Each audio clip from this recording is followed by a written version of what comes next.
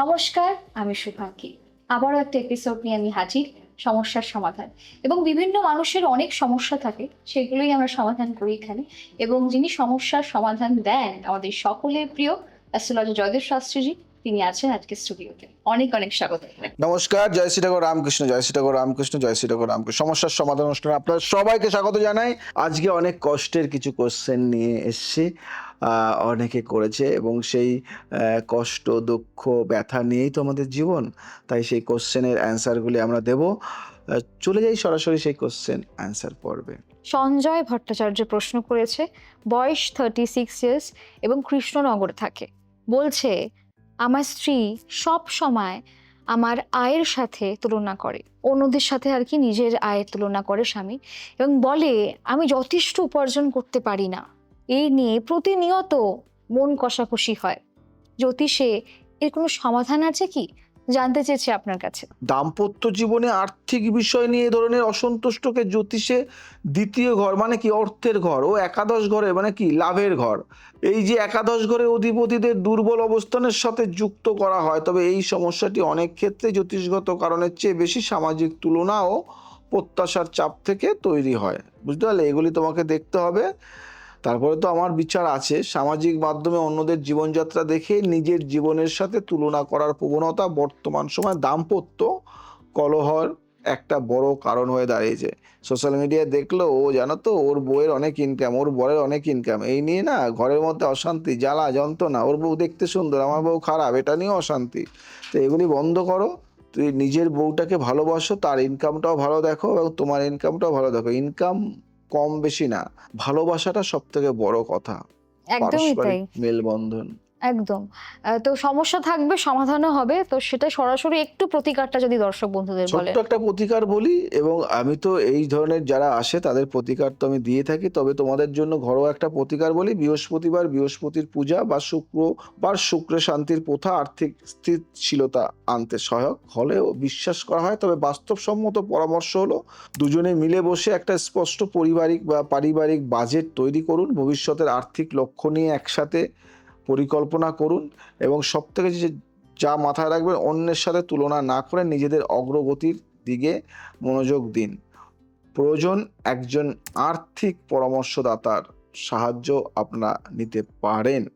আপনি আপনি এই আদার ব্যবসায়ী হয়ে জাহাজের খবর নেবেন, এটা তো ভালো নয়।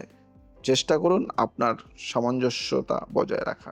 যাব পরের প্রশ্নে। রুমা সরকার মেসেজ করেছে আমাদের, বয়স 30 বছর এবং জানতে পেরেছি বাঁকুড়াতে থাকে, এবং বলছে আমার স্বামী প্রতিনিয়ত সন্দেহ করেন যে আমি অন্য কারোর সাথে সম্পর্কে জড়িয়ে আছি। সন্দেহ বড় ব্যথা। যদিও এমন কিছুই নেই, এই অহেতুক সন্দেহ নিয়ে সংসারে অশান্তি লেগেই আছে। এটা কি কোনো গ্রহদোষ বলে মনে হয় আপনার? রুমা দেবী, অতিরিক্ত সন্দেহ প্রবণতাকে জ্যোতিষে রাহুর প্রভাব বা মঙ্গল শনির অশুভ সংযোগের সাথে যুক্ত করা হয়, যা মনে অহেতুক ভয় ও অবিশ্বাস তৈরি করতে পারে।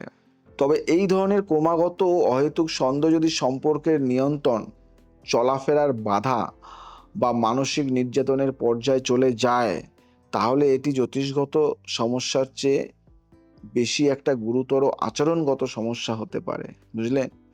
যার জন্য পেশাদার সাহায্য প্রয়োজন। একদমই তাই। এবং অনেক মহিলারা এই পজেসিভ হাজবেন্ডের একটা সমস্যা ফেস করেন। তারা খাতা পেন নিয়ে বসুন, কারণ প্রতিকারটা কিন্তু আসছে আমার যেমন হচ্ছে। প্রতিকারটা দিয়ে দেবো, নিশ্চয়ই দেবো। ঘরোয়া প্রতিকার আমি দেবো। আমার অনুষ্ঠানে আবার প্রতিকার হবে না, এটা হয়? জ্যোতিষগতভাবে শনিবার রাহুর শান্তির জন্য নারকেল দান ও মঙ্গলবার হনুমান চালিসা পাঠের প্রথা বলা হলেও বাস্তবসম্মত পরামর্শ হলো স্বামীকে বোঝানো যে এই সন্দেহ সম্পর্ককে ধ্বংস করে দিচ্ছে এবং প্রয়োজনে দুজনে মিলে একজন দম্পতি পরামর্শদাতার মানে কাপল কাউন্সিলর সাহায্য নেওয়া। যদি এই সন্দেহের কারণে চলাফেরার বাধা বা মানসিক চাপ তৈরি হয়, তাহলে কিন্তু নিজের নিরাপত্তা ও মানসিক স্বাস্থ্যকে অগ্রাধিকার দেওয়া জরুরি, তাই তো? একদমই তাই। যাব পরের প্রশ্নে। অনিন্দিতা মিত্র প্রশ্ন করেছে, বয়স 34 ইয়ার্স এবং আমরা জানতে পেরেছি সে আগরতলাতে থাকে, এবং বলছে আমার স্বামী দ্বিতীয়বার বিয়ে করতে চাইছেন। বলছেন আমাদের কোনো সন্তান না হওয়ার তার পরিবারে চাপ দিচ্ছে। এই পরিস্থিতিতে আমি কি করব? জ্যোতিষের কোনো সমাধান আছে কি? বিয়ে, আর একটা বিয়ে করে মনে আনন্দ থাকবে। অনিন্দিতা দেবী, এই পরিস্থিতিটা মানসিকভাবে অত্যন্ত কঠিন এবং প্রথমেই বলা জরুরি যে এই সিদ্ধান্ত সম্পূর্ণভাবে আপনার নিজের এবং আপনার অধিকার সংক্রান্ত একটি বিষয়, যেখানে আইনগত পরামর্শ গুরুত্বপূর্ণ। জ্যোতিষগতভাবে সন্তান বিলম্বে বিষয়টি পঞ্চম ঘরের দুর্বলতার সাথে যুক্ত করা হয়, তবে এই কারণে সম্পর্কে চাপ তৈরি হওয়াটা সামাজিক মানসিকতা ও পারিবারিক চাপ থেকেই বেশি আসে, গ্রহের প্রভাব থেকে নয়। তো অবশ্যই টিভির পর্দায় এতটা বলা সম্ভব না প্রতিকার, কিন্তু তাও যে ছোট্ট একটা টোটকা বা প্রতিকার বলা যেতে পারে। বৃহস্পতিবার বৃহস্পতির পূজা করার প্রথা প্রচলিত থাকলেও এক্ষেত্রে সবচেয়ে জরুরি হলো একজন প্রযোজন বিশেষজ্ঞ চিকিৎসকের পরামর্শ নেওয়া।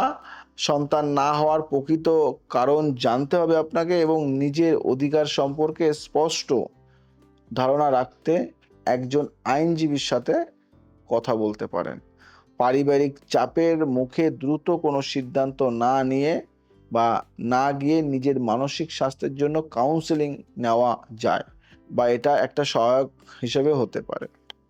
যাব পরের প্রশ্নে। বিশ্বজিৎ কুন্ডু মেসেজ করেছে, বয়স 43 ইয়ার্স এবং তিনি প্রবাসী আর কি, দুবাইতে থাকে এবং তার আদি বাড়ি হাওড়াতে, এবং বলছে আমি কাজের সূত্রে বিদেশে থাকি, বছরে একবার দেশে ফিরি। স্ত্রীর সাথে ফোনে কথা বললেও মনে হয় সম্পর্কটা ধীরে ধীরে ফিকে হয়ে যাচ্ছে। এটা কি দূরত্বের কারণে নাকি অন্য কোনো গ্রহদোষের কারণে? বিশ্বজিৎবাবু, দীর্ঘ দূরত্বের সম্পর্কে এই ধরনের অনুভূতি জ্যোতিষে চতুর্থ ঘর মানে গৃহ ও সপ্তম ঘরের মানে দাম্পত্য মধ্যে একটা সংযোগের দুর্বলতার সাথে যুক্ত করা হয়। বিশেষত যখন কোনো গ্রহ এই দুই ঘরের মাঝে বাধা তৈরি করে, তবে বাস্তবিকভাবে দীর্ঘ দূরত্বে থাকা সম্পর্কে যোগাযোগের ধরন বদলে যাওয়াটাই স্বাভাবিক এবং এটি সচেতন প্রচেষ্টা ছাড়া এমনিতেই দুর্বল হতে থাকে। বুঝতে পারলে? একদমই তাই, লং ডিস্টেন্স যেটাকে আমরা বলি। তো আপনি ভরসা হারাবেন না, শাস্ত্রীজি নিশ্চয়ই একটা ভালো প্রতিকার দেবেন। প্রতিকার তো অনেক আছে। একটা ঘরোয়া প্রতিকার, সোমবার চন্দ্রের শান্তির প্রথা মানসিক সংযোগ বাড়াতে সহায়ক হলেও বিশ্বাস করা হয় যে তবে ব্যবহারিকভাবে সবচেয়ে কার্যকর হলো নিয়মিত ভিডিও কলে শুধু প্রয়োজনীয় কথা নয় বরং প্রতিদিনের ছোট ছোট অনুভূতি ভাগ করে নেওয়ার অভ্যাস তৈরি করা এবং সম্ভব হলে বছরে একাধিকবার দেখা করার সুযোগ তৈরি করার চেষ্টা করা। দূরে তুমি আছো, মানে মানে অকুলে তুমি একুলে আমি, তাহলে তো একটু সমস্যা হবে। একদমই। যাব পরের প্রশ্নে। শুভ্রা রাহিলি আমাদেরকে মেসেজ করেছে, 37 ইয়ার্স, শান্তিনিকেতনে থাকে। বলছে আমার স্বামীর প্রথম পক্ষের একটা সন্তান আছে, আমি তাকে নিজের সন্তানের মতোই মানুষ করার চেষ্টা করছি, কিন্তু শাশুড়ি সবসময় ইঙ্গিত দেন আমি তাকে যথেষ্ট ভালোবাসি না। এই মানসিক চাপ থেকে সংসারে না অশান্তি বাড়ছে। জ্যোতিষে এর কোনো ব্যাখ্যা আছে কি? শুভ্রা দেবী, এই ধরনের জটিল পারিবারিক পরিস্থিতিতে জ্যোতিষে চতুর্থ ঘর ও পঞ্চম ঘরের মানে সন্তান সংক্রান্ত মধ্যে সম্পর্ককে বিশ্লেষণ করা হয়। যদি এই দুই ঘরের মধ্যে পাপগ্রহের প্রভাব থাকে তাহলে সৎ সন্তান সম্পর্কিত জটিলতা ও পারিবারিক মন্তব্যের চাপ বেশি অনুভূত হয় বলে বর্ণনা করা হয়। তবে এই পরিস্থিতিতে সবচেয়ে গুরুত্বপূর্ণ বাস্তব সত্যিটা হলো সৎ সন্তানের সাথে সম্পর্ক গড়ে তোলা একটা ধীর প্রক্রিয়া, যেখানে বাইরের মন্তব্য দিয়ে বিচার করাটা কি জানো তো অন্যজ্য। এই সম্পর্ক তৈরি হয় সময়, ধৈর্য এবং নিঃশর্ত ভালোবাসার মধ্যে দিয়ে, কারো সার্টিফিকেট দেওয়ার মাধ্যমে নয়। এবং যখন আমরা সমস্যার সমাধান অনুষ্ঠানে থাকি, সমাধান তো হবেই, তার মানে প্রতিকার তো অবশ্যই হবে, যেটা সম্ভব একটু বলে দিন। ঘরোয়া প্রতিকার আছে। বৃহস্পতিবার গৃহদেবতার পূজা ও পরিবারের সবাইকে নিয়ে একসাথে সময় কাটানোর প্রথা সহায়ক বলে বিশ্বাস করা। তবে সবচেয়ে বাস্তবসম্মত পরামর্শ হলো শাশুড়ির মন্তব্যে প্রভাবিত না হয়ে নিজের মতো করে সন্তানের সাথে সম্পর্ক গড়ে তোলা, স্বামীর সাথে খোলাখুলি কথা বলে তাকে পাশে পাওয়া নিশ্চিত করা এবং প্রয়োজনে পারিবারিক পরামর্শদাতার সাহায্য নিয়ে শাশুড়ির উদ্বেগের প্রকৃত কারণ বোঝার চেষ্টা করা। বুঝলে? এবং আরেকটি বিষয়, যারা মনে করছেন যে অ্যাস্ট্রোলজিকে একটা প্রফেশন হিসাবে তৈরি করবেন, আমার মনে হয় এর থেকে ভালো ইনস্টিটিউট আর কিছু হতে পারে না। যখন গুরু এরকম হয়, অবশ্যই শিষ্য আরো আরো ভালো হবে বলে আমার বিশ্বাস। এবং আপনাদের যে একাডেমিটা, সেটা সম্বন্ধে একটু শুনবো আমি। দেখো, একটা কথা, আমার উদ্দেশ্য একটাই এই একাডেমি করার, যে আমি যখন থাকবো না, আমি যদি না থাকি, যেমন নিশ্চয়ই তোমরা জানো আমার বাবাও চলে গেছে, তারপরে আমি আছি। এবার আমি চলে গেলে যেন আমার লক্ষ লক্ষ হাজার হাজার সন্তানরা যেন থেকে যায়, সেই জন্যই কিন্তু এই ছাত্রছাত্রীগুলিকে তৈরি করা সেইভাবে, যেন একটা ছাত্র 100 জন জ্যোতিষের সমান হয়। এটা আমার লক্ষ্য। একটা ছাত্র আমার যেন 100 জন জ্যোতিষীর সমান হয়। 100 জন জ্যোতিষ বসবে, আর আমার একটা ছাত্র যেন সেখানে বসে তাদের মানে সাথে জিতে আসতে পারে। তো সেইভাবে আমার তৈরি করা। আমি কাউকে খারাপ বলছি না, কাউকে ছোট করছি না। মানে আমি সেভাবে তৈরি করব। একজন ছাত্রকে জ্যোতিষ থেকে শুরু করে, যোগ থেকে শুরু করে, রেইকি থেকে শুরু করে, আধ্যাত্মিক সমস্ত কিছুতে পারদর্শী, মন, মানসিক এবং শারীরিক সব দিক থেকে তৈরি করা। তোমরা যারা শিখতে চাইছো, আর নয় দেরি। কাল বলে কোনো শব্দ হয় না। আজ, এখন, এই সময় নাম নথিভুক্ত করো। একটা সিদ্ধান্ত তোমাকে পাল্টে দিতে পারে তোমার লাইফ। তাই সিদ্ধান্ত নিয়ে অ্যাডমিশন হও, শেখো। যারা কনসালটেন্সি করতে চাইছো তাদের জন্য তো আমি আছি। মেন যারা শিখতে চাইছো তারা তাড়াতাড়ি কন্ট্যাক্ট করো, দেরি করো না। আমি জ্যোতিষটাকে এমনভাবে শেখাই, হাতে ধরে। যারা থেকে শিখতে চাইছো তারা থেকে শেখার ব্যবস্থা আছে, এখানে থেকে খেয়ে আনন্দ করে শিখবে।